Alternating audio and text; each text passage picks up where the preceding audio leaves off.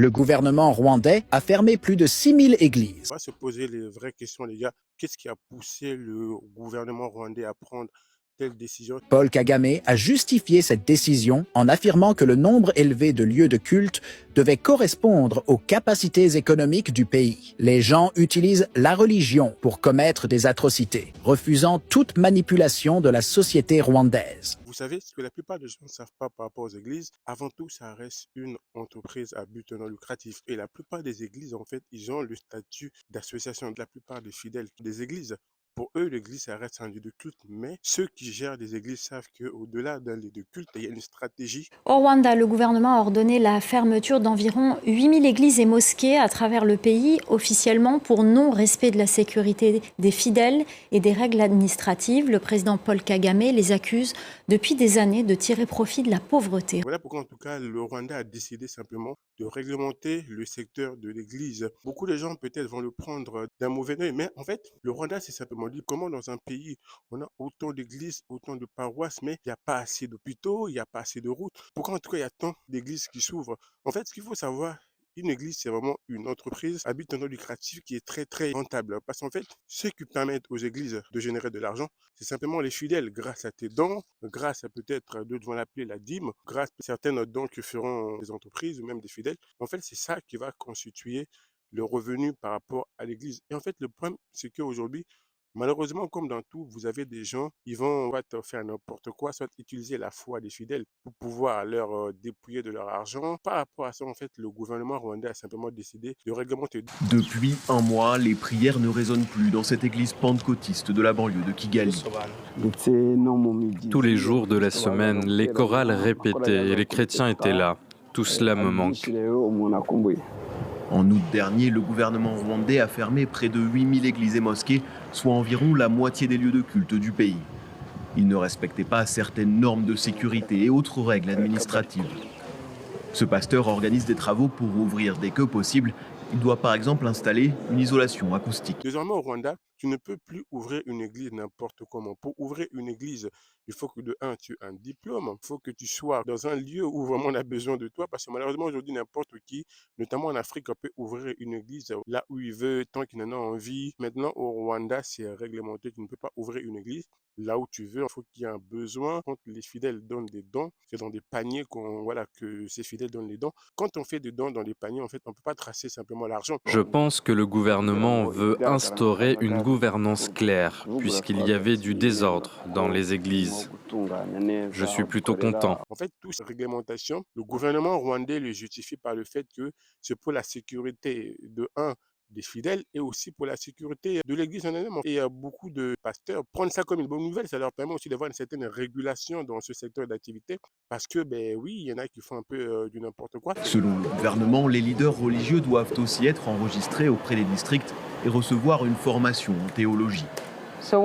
Lorsque des lieux de culte respecteront les standards obligatoires et les obligations légales, ils pourront candidater à une réouverture. Une vérification sera effectuée et ils pourront ouvrir de nouveau.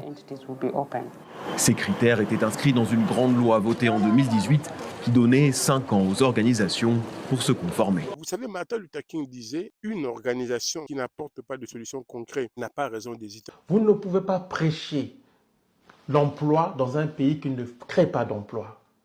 C'est une question de logique. C'est la faute à l'Église, hein? Non, c'est la faute à l'État. C'est la faute de l'État. C'est à l'Église aussi d'interpeller les autorités sur les problèmes de société. Les églises ne le font pas parce que la plupart de ces gens-là dépendent des pouvoirs en place. Ils mangent dans les mains du pouvoir. Oui, mais s'ils commencent à critiquer les pouvoirs en place peuvent décider de les éliminer, de pas nécessairement fermer leurs églises. Non. Mais l'Église catholique le fait. La question qu'on peut aussi se poser aujourd'hui, quel est le rôle de l'Église dans la société dans laquelle elle est? Même toi, dans ta vie de tous les jours, la question que tu dois te poser, qu'est-ce que l'Église t'apporte à toi? Parce qu'en fait, aujourd'hui, quand on regarde notamment dans certains pays d'Afrique, il y a beaucoup plus d'églises que des entreprises, il y a beaucoup plus d'églises que des écoles, il y a beaucoup plus de chances de trouver une église dans la rue que de trouver soit une entreprise ou même un commerce à côté. Pourquoi il y a autant d'églises à Kinshasa? Une étude menée dans la commune de Bandalungwa nous révèle qu'il y a plus de 117 églises sur un espace de 6,8 km² seulement. La concurrence entre églises peut diviser les communautés. Certaines exploitent la foi pour des gains financiers. La régulation insuffisante peut mener à des abus. De plus, ayant des programmes similaires, les habitants des alentours ont du mal à se reposer. La nuisance sonore est à son comble. La question se poser, quel est vraiment le rôle des églises?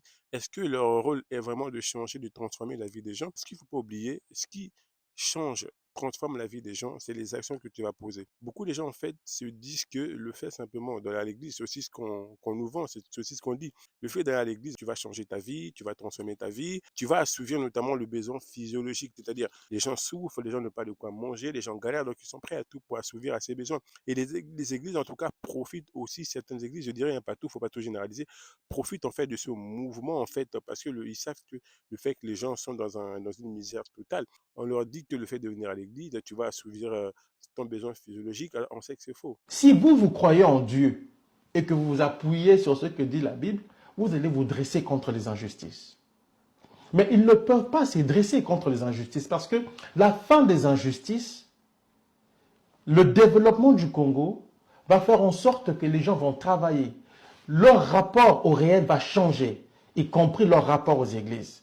Les églises vendent l'espérance. Et quand on observe le phénomène des églises dans nos pays, Parlons-en. oui, mais regardez au Congo. Ça existait depuis l'époque de Mobutu, c'est pas ça le problème. Mais ça a pris d'ampleur quand la guerre a commencé. Quand l'État s'est désintégré, la population ne sachant plus vers qui se tourner, a préféré croire à l'au-delà. Les pasteurs sont arrivés à ce moment-là pour dire qu'il fallait croire, il fallait espérer. C'est cette espérance-là que les églises ont vendue à une population qui était perdue et qui ne savait plus à quel sens se vouer. Et c'est pour ça que le phénomène est devenu pratiquement endémique. Et c'est la raison pour laquelle les églises ne peuvent pas travailler à la destruction d'un système qui leur a permis d'émerger. C'est ça que les gens doivent comprendre.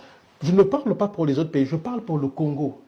Vous ne pouvez pas, dans un pays qui a perdu plus de 6 millions de morts, plus de 6 millions de personnes, avec plus de des centaines de milliers de femmes violées, un pays totalement désarticulé, vous ne pouvez pas demander aux gens de l'argent. Vous ne pouvez pas vous enrichir sur le dos d'une population qui est déjà clochardisée. Et vous ne pouvez pas vous taire face aux injustices. On ne dit pas nécessairement d'insulter, mais on peut critiquer ce qui ne va pas. C'est ce que je reproche à ces gens-là. Mais ces pasteurs-là déjà critiquent la corruption dans le pays. Ils critiquent où? Ils ne vont pas en parler matin, midi, soir, c'est pas leur rôle. Non, c'est leur rôle d'éclaireur. Le réel problème de la pauvreté, notamment en Afrique, il y a certes un problème de système de pensée, il y a aussi le problème de ce que il y a des gouvernements qui sont là, ils ne prennent pas de bonnes décisions. Ils ne sont pas forcément là pour les intérêts des populations. Le fait d'aller à l'église, c'est pas ça qui va faire que ta vie va changer. Non, mon ami, ce qui va changer, c'est les actions que tu vas poser, c'est en changeant ton système de pensée. Les églises ne traitent pas le vrai sujet. Vous savez, aujourd'hui, les pasteurs en Afrique, ce sont les personnes qui sont le plus écoutées.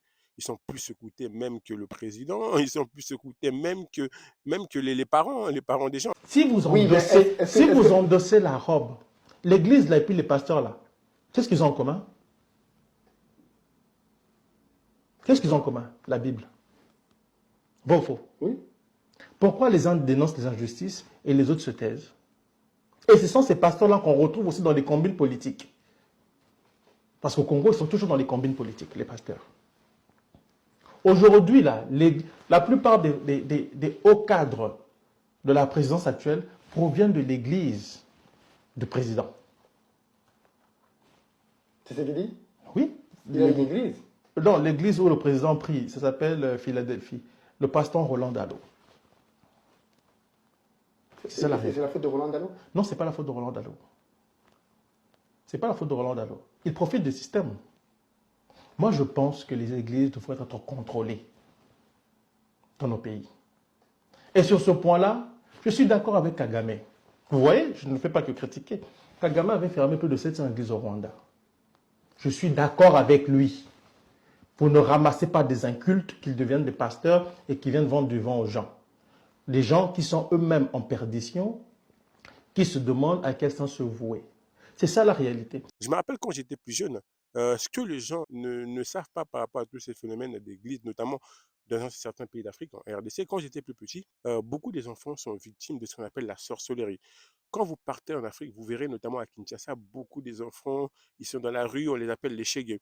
En fait, euh, aujourd'hui, aussi pour une certaine, je pense pour des raisons de crédibilité, des pasteurs vont se mettre à dire à des familles, en fait, c'est à cause de tel enfant, c'est à cause de telle personne que tu es dans la pauvreté, que tu galères, que tu souffres, que tu n'arrives pas à avancer. Et en gros, cette personne, c'est un sorcier. Ils vont accuser la personne de sorcellerie. Et du coup, en fait, les familles, ça peut être les parents, si c'est leurs enfants qui sont accusés, en fait, par manque de sagesse, ils vont se baser par rapport à la parole du pasteur ou du prêtre qui a dit que oui, c'est à cause de cet enfant ou de telle personne que tu souffres, que tu vis dans la galère.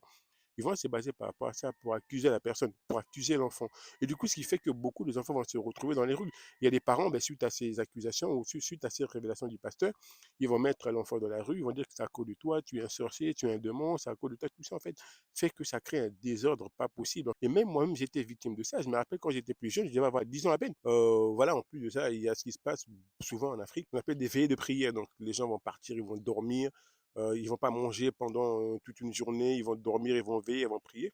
Et lors de ces veillées, j'étais jeune, hein, je me rappelle, il y avait, c'est un pasteur, voilà, entre guillemets, un pasteur qui vient me voir et me dit que c'est de ta faute en fait que si ta famille galère, si ta famille souffre, c'est parce que tu es un sorcier. En gros, c'était des menaces, ils me menaçaient carrément. J'étais jeune, imaginez-vous, et j'étais obligé en fait de dire oui, oui, c'est à cause de moi. Parce qu'en fait, il m'avait dit que si tu ne dis pas que c'est toi, je vais te priver de manger en fait. En gros, voilà, tu vas jeûner 2 jours de plus. En gros, c'est des menaces. Du coup, moi, étant jeune, forcément, un enfant, quand tu n'as pas mangé pendant déjà quelques jours, j'ai dit oui. Et du coup, en fait, sur cette parole, il est parti raconter ça voilà, à mes parents. Oui, c'est à cause de lui que votre famille est bloquée. En fait, tous ces bêtises, ces conneries. Et les parents, en fait, par manque de sagesse, n'ont pas pris la peine de me questionner, de me demander mon avis. Qu'est-ce que tu en penses, en fait? Ils se sont basés par rapport à ce que le pasteur a dit. Et du coup, voilà, j'ai été accusé, en fait. Après, vous connaissez suite à ça, ils font des pratiques bizarres, vous ne mangez pas pendant des jours pour être délivré. Bref, vous savez, quand je dis souvent, quand vous êtes dans une misère, dans une galère pas possible, dans un besoin physiologique, vous trouverez toutes les solutions possibles. Vous trouverez des coupables pour pouvoir justifier votre pauvreté, alors que le vrai problème, en fait, c'est le gouvernement, c'est les gens, vous êtes incapables, même ces pasteurs sont incapables d'accuser, en tout cas, les vrais problèmes. En tout cas, ça, c'est des choses qui se passent beaucoup, notamment en RDC, les enfants dans les rues, tout ça, accuser forcément de sorcellerie, tout ça, c'est lié à des églises. Que les gens le veuillent ou non, en fait, ça reste un secteur d'activité qui est très, très lucratif. De un, c'est un business, oui, c'est un business qui n'est pas imposé par l'État. C'est-à-dire, vu qu'ils ont des statuts d'association, tout l'argent qu'ils génèrent, c'est pour eux, en fait. Les bénéfices ne sont pas taxés. Toi, en tant que fidèle, on te dira, tu vas donner l'argent à Dieu. Non, c'est pas à Dieu que tu donnes l'argent à l'église pour qu'il puisse grandir, pour qu'il puisse subvenir à ses besoins. Bref, comme je disais, en fait, les pasteurs ont tellement un pouvoir énorme, notamment dans la pensée des gens, parce que pour beaucoup, le pasteur, ça représente Dieu. Beaucoup ne font même plus la part des choses, ils sont tellement naïfs, ils croient tout ce qu'on leur dit. Il est écrit quelque part, comme les chrétiens de Béret, ce qu'ils faisaient, en fait, dès qu'on leur disait quelque chose, ils partaient vérifier. Beaucoup aujourd'hui ne vont plus vérifier. N'oubliez pas, les gars, ce n'est pas tout ce qui vous prête, tout ce qu'on dit Seigneur, Seigneur, c'est pas eux qui iront au royaume de cieux, comme on dit. Hein. Vraiment, il faut toujours regarder le comportement, le caractère des gens qui vous disent, là, qui vous prêchent, parce que, en règle générale, quand vous regardez, ce sont les pires. C'est eux-mêmes les plus méchants. Comme disait le Créateur, en fait, vous le reconnaîtrez, en tout cas les bons serviteurs, vous les reconnaîtrez à leurs œuvres. Je ne suis pas en train de généraliser, vous reconnaîtrez les vrais à leurs œuvres. En tout cas, le Rwanda a décidé de réguler, de réglementer ce secteur d'activité des églises. Il en a fermé plus de 5000 et d'autres, en tout cas, avant d'ouvrir, il faut justifier que voilà, vous avez un diplôme, il faut être aux normes sécuritaires. Il y a pas mal de scandales par rapport à tous ces paroisses, à toutes ces églises. Il y en a pas mal qui ont, pour des raisons de tout ce qui était sanitaire, tout ce qui était sécuritaire, ils ont brûlé. Bref, il y a pas mal de scandales. Hein. Les gens ne font plus la part des choses. Et bref, les gars, n'hésitez pas à me donner votre avis en commentaire. Qu'est-ce que vous pensez par cette décision qui a été prise par le gouvernement rwandais? Est-ce que pour vous, c'est une bonne chose? Est-ce que c'est une évolution, notamment en Afrique?